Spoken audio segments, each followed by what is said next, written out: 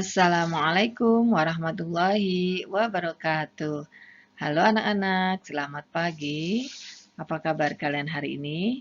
Semoga kalian dalam keadaan sehat walafiat dan juga dalam lindungan Allah Subhanahu wa Ta'ala. Sebagaimana biasa, sebelum kita memulai pelajaran, terlebih dahulu kita berdoa. Mudah-mudahan dengan kita membaca doa, Allah akan memberikan kalian kemudahan di dalam menerima pelajaran pada hari ini dengan kita membaca basmalah. Bismillahirrahmanirrahim. Pada hari ini kita berjumpa kembali pada pelajaran tematik tema yang keempat, hidup bersih dan sehat. Subtema 4, hidup bersih dan sehat di tempat umum pada pembelajaran 3 dan 4. Pada pembelajaran yang ketiga dan keempat ini, ada 3 muatan pembelajaran terdiri dari 4 kompetensi dasar. Yang pertama adalah Bahasa Indonesia KD 3.4 tentang lingkungan sehat dan lingkungan tidak sehat di lingkungan sekitar serta cara menjaga kesehatan lingkungan. Yang kedua adalah SPDB KD 3.4 mengenal pengolahan bahan alam dan buatan dalam berkarya. Yang ketiga adalah Matematika KD 3.9, ruas garis dengan menggunakan model konkret, bangun datar, dan bangun ruang. Kemudian masih Matematika KD 3.10, bangun datar dan bangun ruang berdasarkan ciri-cirinya.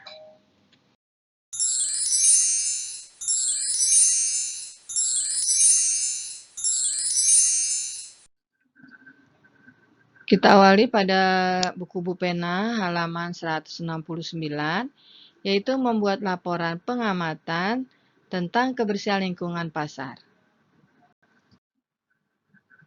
Pada subtema 3, kita juga telah mempelajari cara membuat laporan pengamatan tentang lingkungan. Nah, saat ini pada pembelajaran 3 dan 4 di subtema keempat, kita akan mengulang kembali, yaitu cara membuat laporan pengamatan. Untuk kali ini, kita mengamati tentang kebersihan lingkungan pasar. Sebelum kita membuat laporan, terlebih dahulu kita mengamati tentang keadaan kebersihan lingkungan pasar. Baik kita mengamati melalui gambar ataupun kita mengamati secara langsung. Ya. Nah, setelah itu baru dapat kita susun dari laporan hasil pengamatan. Setelah itu barulah kita membuat pertanyaan tentang hal-hal yang ingin kita ketahui. Kalian masih ingat contoh pertanyaannya? Ya, ini Ibu ulang kembali yang ada ketika kalian mempelajari di subtema 3 ya. Bagaimana contoh pertanyaannya? Yang pertama adalah, apa yang terjadi pada gambar? Kemudian, di mana peristiwa itu terjadi? Nomor 3, kapan peristiwa itu terjadi?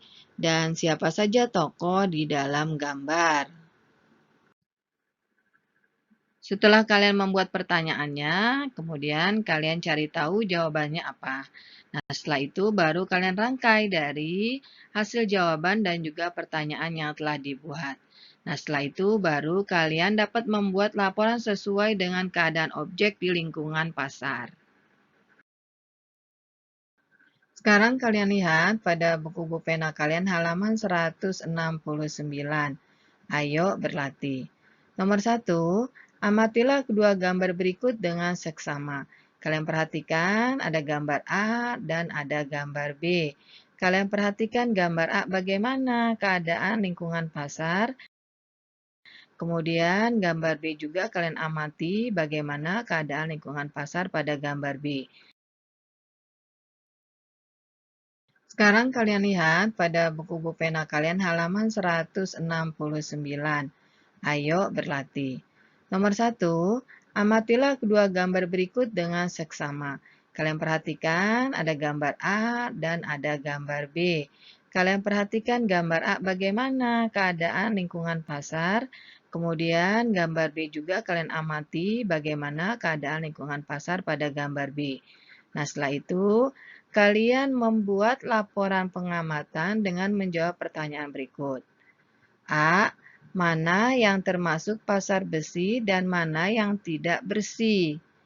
Kemudian yang B, apa sebaiknya dilakukan terhadap lingkungan pasar yang tidak bersih? Kalian jawab, setelah kalian jawab, kalian lanjutkan pada nomor 2-nya. Kalian sebelumnya baca teks percakapan berikut. Setelah itu, kalian baru baca teks percakapan itu ada di halaman 170 ya. Setelah itu, kalian baru menjawab pertanyaan-pertanyaan berdasarkan teks percakapan. Bagian A, B, C, dan D ya. Kita lanjutkan menyebutkan informasi dari suatu teks.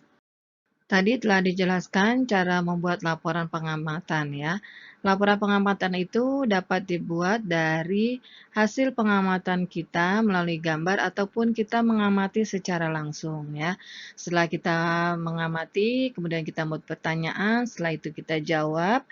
Nah, dari hasil jawaban dan juga pertanyaan yang kita buat itu kemudian kita rangkai ya, sehingga kita dapat membuat laporan dengan menuliskan informasi yang kita dapati. Saat menulis, biasanya kita akan menemukan kosakata yang belum kita ketahui artinya. Ya, sebagaimana telah kita bahas pada subtema yang ketiga, nah jika kita menemukan kosakata yang belum kita ketahui artinya, kita bisa melihat pada Kamus Besar Bahasa Indonesia, ataupun kita bisa bertanya langsung kepada guru, ataupun kita bisa bertanya kepada kedua orang tua kalian. Nah, setelah kalian tahu artinya, nah baru kita dapat menuliskan hasil dari laporan tersebut. Sekarang kita akan membacakan teks yang berjudul Toilet Umum di Tempat Bermain. Kalian lihat di buku pena kalian pada halaman 174. Kita baca bersama ya. Toilet umum di tempat bermain. Di tempat umum seperti di stasiun, terminal, ataupun di taman bermain, biasanya terdapat toilet umum. Toilet umum digunakan bersama-sama. Semua orang berhak menggunakan toilet umum. Oleh sebab itu, semua orang harus menjaga kebersihan toilet umum agar tetap nyaman saat digunakan. Toilet umum yang terawat, lantainya bersih, dan tidak berbau. Untuk menjaga kebersihan toilet umum, pengunjung diharuskan mematuhi tata tertib. Misalnya, membuang sampah pada tempatnya dan menyiram toilet hingga bersih. Ada juga toilet umum yang tidak bersih. Tisu bekas tidak dibuang di tempat sampah, toilet tidak disiram hingga bersih, baunya pun menjadi tidak sedap. Toilet yang kotor menjadi sarang penyakit. Dari teks yang telah kita baca tadi, kalian dapat menemukan informasi tentang perbedaan toilet umum yang bersih dan yang tidak bersih. Nah, bagaimana toilet umum yang bersih? Yaitu membuang sampah pada tempatnya. Jadi pengunjung setelah menggunakan toilet, membuang sampah pada tempatnya. Dan juga menyiram toilet hingga bersih setelah digunakan. Kemudian bagaimana toilet yang tidak bersih? Toilet yang tidak bersih setelah pengunjungnya menggunakan tisu, tisunya tidak dibuang di tempat sampah, tapi dibiarkan berserakan di lantai. Kemudian juga toilet yang telah digunakan tidak disiram, sehingga baunya pun menjadi tidak sedap. Sekarang kalian lihat, ayo berlatih pada buku pena kalian halaman 175.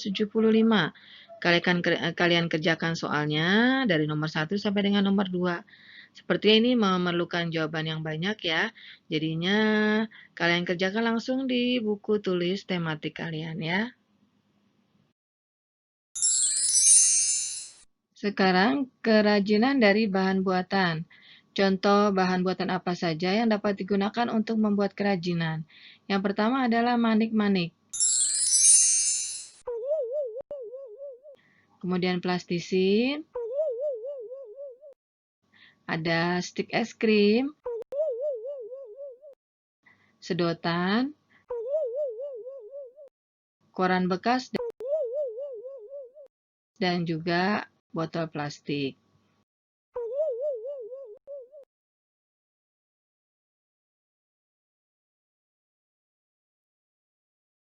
Perhatikan kerajinan dari bahan buatan berikut ini. Di sini ada contoh tempat tisu dengan hiasan dari sedotan. Dan juga ada gambar bahan utamanya. Bahan utama yang digunakan adalah sedotan. Kemudian alat dan bahan apa saja yang digunakan untuk membuat kerajinan tempat tisu ini, yaitu menggunakan tempat tisu, kemudian sedotan berbagai warna, kemudian juga ada lem.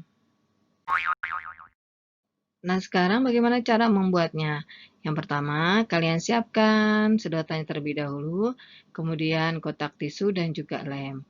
Pertama, kalian menyusun sedotan di bagian sisi kotak tisu dengan menggunakan lem ya, secukupnya saja. Setelah itu, kalian rapikan sedotan dan juga kalian bisa tambahkan dengan hiasan lain, misalnya seperti bunga dari sedotan. Atau selain bunga, kalian bisa menambahkan dengan hiasan lain yang dapat dibuat dari sedotan. Setelah selesai, kalian tempelkan sedotan tersebut menggunakan lem. Kalian keringkan. Ya, kalian keringkan hasil karya kalian di tempat yang terbuka. Tujuannya apa? Agar cepat kering, ya.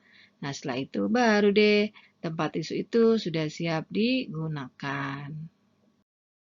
Tadi kalian telah mempelajari cara membuat kerajinan dari bahan buatan. Nah, sekarang kita akan mempelajari cara membuat kerajinan dari bahan alam. Bahan alamnya apa? Yaitu dengan menggunakan tanah liat. Bagaimana cara membuat hiasan dengan menggunakan tanah liat? Yaitu biasanya menggunakan hiasan dengan teknik mengukir. Nah, mengukir ini biasanya menggunakan pahat. Mungkin juga bisa menggunakan, selain pahat, juga bisa menggunakan benda-benda yang ada di sekitar kita, seperti sapu lidi ataupun tusuk gigi. Kemudian alat dan bahan apa saja yang digunakan untuk membuat teknik mengukir ini menggunakan tanah liat? Yang pertama adalah tentunya menggunakan tanah liat. Setelah itu ada tusuk gigi dan ada juga alas. Alas yang terbuat dari plastik ataupun kardus bekas. Nah, sekarang bagaimana langkah-langkahnya untuk membuat hiasan dari tanah liat? Yang pertama, kalian tentukan bentuk hiasan yang akan dibuat. Ya, setelah kalian tahu bagaimana bentuk hiasan yang akan kalian buat, langkah pertama kalian meletakkan tanah liat di atas dan bentuklah tanah liat tersebut menjadi bentuknya seperti balok. Kemudian kalian buat garis ukir sesuai bentuk yang akan dibuat. Ukirlah tanah liat tersebut sesuai dengan garis ukir. Setelah itu, rapikan hasil ukiranmu sampai selesai. Nah, karya hiasan buatanmu telah jadi. Kita lanjutkan pada mengelompokkan bangun ruang berdasarkan unsur-unsurnya. Sebuah bangun ruang dapat memiliki sisi, titik sudut, dan juga rusuk yang sama banyak dengan bangun ruang yang lainnya. Misalnya di sini ada bangun kubus dan juga bangun balok. Kalian perhatikan kedua bangun ini, ya bangun kubus dan juga bangun balok. Kalian lihat berapa banyak sisinya, banyak rusuk dan juga banyak titik sudutnya. Untuk banyak sisinya ada 6 ya. Kemudian banyak rusuknya ada 12 dan banyak titik sudutnya ada 8. Jadi untuk beberapa bangun ruang ini dapat dikelompokkan berdasarkan banyak sisinya, banyak rusuknya dan juga banyak titik sudutnya. Kalian perhatikan benda-benda berikut ini. Tuliskan unsur masing-masing bangun ruang di samping. Di sini yang pertama coba kita lihat untuk gambar kulkas ya. Gambar kulkas ini bentuknya seperti balok ya. Banyak sisinya ada berapa? Ya, banyak sisinya ada 6. Kemudian banyak rusuknya ada 12 dan juga banyak titik sudutnya ada 8 ya. Setelah itu kalian lanjutkan dengan menuliskan nama benda yang banyak unsurnya sama.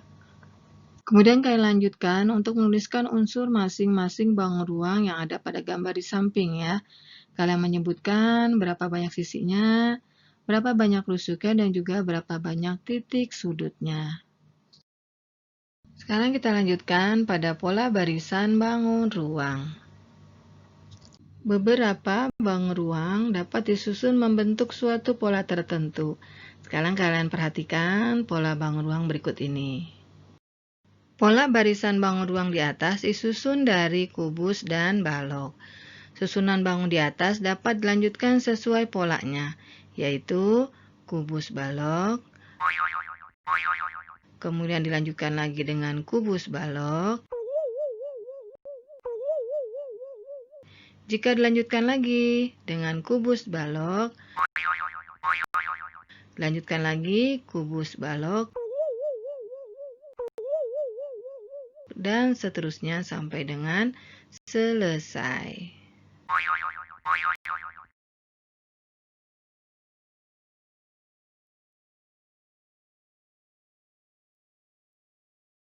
Alhamdulillah, selesai sudah pembelajaran kita pada hari ini.